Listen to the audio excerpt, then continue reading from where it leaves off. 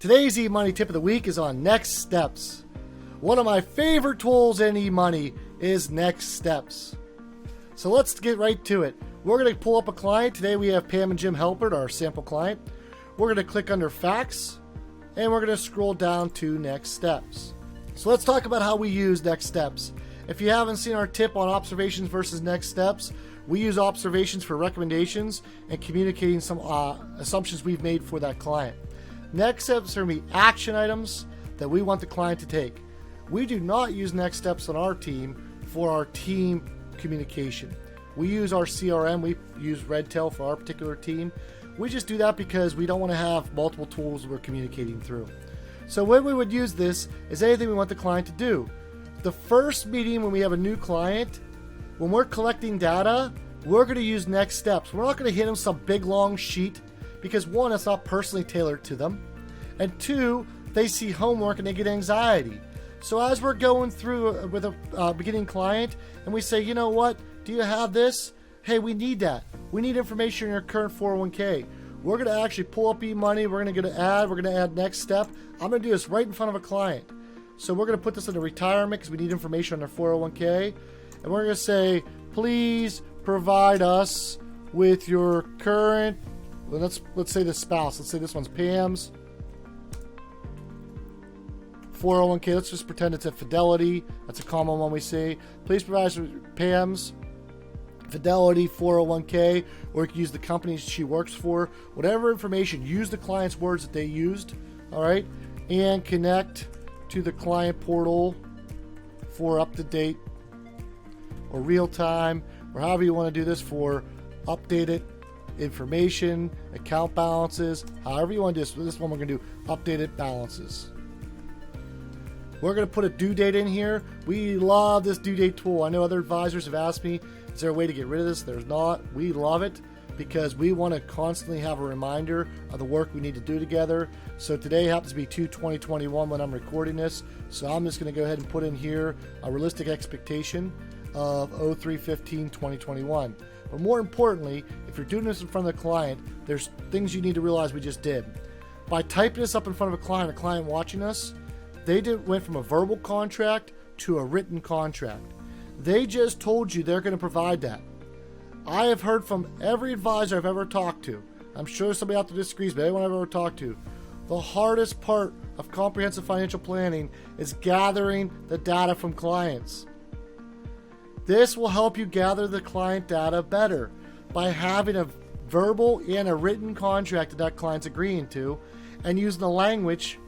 But here's the other part. When you have the due date, you'll say, what's a reasonable expectation of when you can get that information in the system? Let them pick the date. The next thing you want to do is you're going to go here to sign. You can pick somebody on your team, but you're going to want to go ahead and put this in here. Again, we don't use this as a team communication tool. We like this only for client communications. What you're going to hit here is you're going to want to hit this, show this on the client website. We want our clients to see this on the website, and we're going to show this to clients. And I'm going to show you how to do that in a second. We're going to hit save. You could go, these are canned ones, and these client dynamics are different tools that you can use to have it pre-fund things in here. We're just keeping this simple. Another tip a lot of people do is you'll have a Word document with the common ones you have that you can copy and paste in here. But let me show you why I love next steps so much. So first and foremost, I'm going to show this client at the end. I'm going to say, Mr. and Mrs. Client, when you get home tonight, if you go to your client website, now this is a sample client, they don't have a website set up, so we can still go in here. I'm going to go past onboarding to get to this. But I'm going to show them in this meeting, Mr. and Mrs. Client, look, right here, your next steps are in here. All you have to do is hit complete here when you complete these. So if you forgot, this is that Ritz-Carlton level experience. You give a client a bunch of tasks to do. They don't want a piece of paper. They might drop that piece of paper. When they're ready, on demand, if they can't sleep at 2 o'clock in the morning, they can pull it up. They don't have to search through their email for your name.